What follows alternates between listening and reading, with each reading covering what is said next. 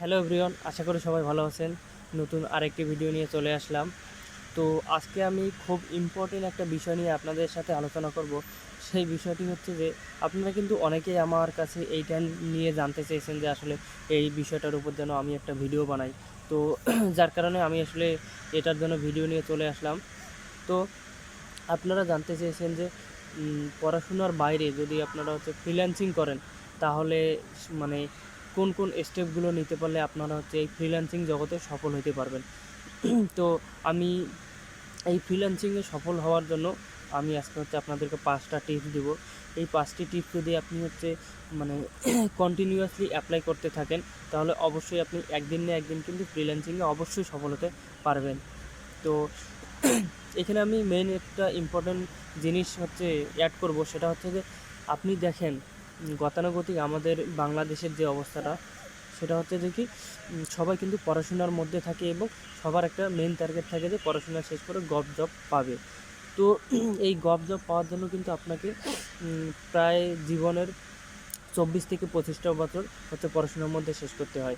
আপনার যখন প্রাইমারিতে ভর্তি হবেন, অলরেডি আপনি 5-6 বছর বয়সে গিয়ে ভর্তি হবেন, তার মানে ওইদিকে 5 বছর, তারপর প্রাইমারি আপনার 5 বছর 10 বছর, হাই স্কুল 5 বছর 15 বছর, তারপর ইন্টারমিডিয়েট 2 বছর 17 বছর, তারপর অনার্স 4 বছর, 17 কত হলো 21 বছর, আর এইদিকে আপনার মাস্টার্স 1 বছর। মাস্টার্স অনেকে করে আবার করে না।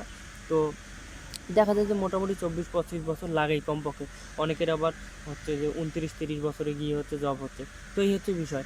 তার মানে দেখেন, আপনি এই গতানুগতিক যে ধারাটা আছে সেটার বাইরে গিয়ে কিন্তু আপনি একটা বিষয় চিন্তা করছেন যে আপনি এই জবের বাইরে গিয়ে আপনি কি ফ্রিল্যান্সিং করবেন। ফ্রিল্যান্সিংও একটা জব, কিন্তু মানে গভ জব একবারে স্টেবল। এইখানে আপনি একবার জব পাইলে আপনার আর কোনো টেনশন নেই, আপনার প্রতি মাসে মাসে বেতন পাবেন। কিন্তু ফ্রিল্যান্সিং এমন একটা সেক্টর যেটা আসলে তো ফ্রিল্যান্সিং এমন একটা সেক্টর যেখানে আপনার আসলে অনেক রিস্ক আছে। সাপোজ আপনি ফ্রিল্যান্সিংয়ে সফল হয়েছেন, কিন্তু আপনার একটা সময় গিয়ে কোনো অর্ডার আসতেছে না, আপনি কোনো কাজ পাচ্ছেন না, তখন কিন্তু আপনি একবার হতাশায় পড়ে যাবেন। আপনার কোনো ব্যাকআপ থাকতেছে না, তখন কিন্তু আপনার ইনকামের কোনো জায়গা থাকবে না। তো এই কারণে এই বিষয়গুলো কিন্তু মাথায় রাখতে হবে। যেহেতু এটা পার্মানেন্ট না। আপনি ফ্রিল্যান্সিং করলেন, আপনি 2-3 বছর খুব ভালো ইনকাম করলেন, পরবর্তীতে গিয়ে নাই, অর্ডার নাই, তখন আসলে কিছু করার নেই। অথবা আরও অন্য সমস্যা হতে পারে। সাপোজ আপনার অ্যাকাউন্ট ডিজেবল করে দিয়েছে, ফাইবারে একটা অ্যাকাউন্ট আছে যে আপনি ফাইবারে শুধু ইনকাম করেন, ফাইবার আপনার অ্যাকাউন্টটা ডিজেবল করে দিয়েছে, তখন কী হবে? কিছু করার নেই। ফাইবার আসলে এখানে করে মাঝে মধ্যে এরকম করে যে অ্যাকাউন্টের মধ্যে কোনো সমস্যা নেই, ওদের সিস্টেমের সমস্যার কারণেই আসলে হয়ে যায় মাঝে মধ্যে। ওদেরও তো আসলে এআই কাজ করে, এআই তো আসলে মানুষের মতো বোঝে না, একটু মানে এদিক সেদিক পাইলে তারা ডিজেবল করে দেয়। তো এই বিষয়। আমি একটা বাস্তব যদি উদাহরণ দিই, আমরা সিনিয়র ভাই ছিল পরিচিত, উনি 4-5 বছর মানে ফ্রিল্যান্সিং ক্যারিয়ারে অনেক ভালো করছে এবং প্রচুর টাকা পয়সা ইনকাম করছিল, কিন্তু হঠাৎ করে উনি একদিন অসুস্থ হয়ে যায়। অসুস্থ বলতে একবারে বড়সড় অসুস্থ। তো যখন অসুস্থ হয়ে যায়, তখন আসলে কাজ করতে পারে নাই, যার কারণে ওনার যে ফাইবার অ্যাকাউন্ট বলেন বা আপওয়ার্ক অ্যাকাউন্ট বলেন, এগুলো একবারে ডাউন হয়ে যায়। তো অসুস্থ থেকে উঠতে উঠতে ওনার প্রায় কয়েক মাস সময় লাগে, প্রায় 3-4-5 মাসের মতো সময় লাগে। ততদিনই কিন্তু অ্যাকাউন্ট এমন ডাউন হয়েছে যে ওই অ্যাকাউন্ট আর ওঠে না। তখন আর আসলে ওনার মানে কাজ কোনোভাবে আর পাচ্ছিল না। পরে উনি সেটা বাদ দিয়ে অন্য কোনো দিকে ফোকাস করে। এই কারণে আপনি যখন এই পড়াশোনার বাইরে ফ্রিল্যান্সিংটাকে ক্যারিয়ার হিসেবে বেছে নেবেন, তখন অবশ্যই কিন্তু এই বিষয়গুলো মাথায় রাখতে হবে। অর্থাৎ আপনার এখানে যে কোনো সময় যে কোনো কিছু হতে পারে। সাপোজ আপনি একবারে অনেক ভালো কিছু করছেন, আপনার কোনো সমস্যাই হয়নি, আপনি উঠে গেছেন, কিন্তু আপনার যদি মাঝখানে কোনো সমস্যা তৈরি হয়, আপনার মানে অ্যাকাউন্টজনিত সমস্যাই হোক বা আপনার পার্সোনাল লাইফের সমস্যা আছে, এই জায়গায় প্রভাব ফেলতে পারে, যার কারণে আপনি কোনোভাবে কাজ পাচ্ছেন না বা যাই হোক এরকম হতে পারে। তো এই জন্য আপনার কিন্তু একটা ব্যাকআপ রাখা উচিত যে হ্যাঁ, আমার যদি এইরকম কোনো সমস্যা হয় কখনও, তাহলে হ্যাঁ আমার ব্যাকআপ আছে, আমি এই ব্যাকআপে চলতে পারবো। তো এইটা যদি করতে পারেন, তাহলে কিন্তু ফ্রিল্যান্সিং আপনার জন্য। তার বাইরে ফ্রিল্যান্সিং কিন্তু কখনোই অন্য কারোর জন্য না। আপনি এত বড় একটা রিস্ক নেবেন, আপনার যদি ব্যাকআপ না থাকে তাহলে কিন্তু আসলে সমস্যা। ব্যাকআপটা রেখেই কিন্তু আপনাকে কাজে নামতে হবে। এই ফ্রিল্যান্সিং এবং আমাদের গভ জবের মধ্যে পার্থক্য। অর্থাৎ আপনি সরকারি জব করলে সরকারি জবের আবার অনেক সুযোগ সুবিধা আছে। আপনি একটা বেতন পাবেন ফিক্স, সেখানে আবার বেতনের পরে আবার আদার্স সুযোগ সুবিধা আছে। আপনার ছেলের জন্য আপনি টাকা পয়সা পাবেন, তার লেখাপড়ার খরচ, তার খাওয়ার খরচ, আপনার যে বউ আছে তার জন্যও খরচ পাবেন। এরপর আপনার যখন চাকরি শেষ হবে, যখন আপনি রিটায়ার্ডে যাবেন, তখন রিটায়ার্ডের জন্য টাকা পয়সা পাবেন, একটা মোটা অঙ্কের অ্যামাউন্ট সরকার দেবে। এরপরে আপনি মানে আরও পেনশন পাবেন।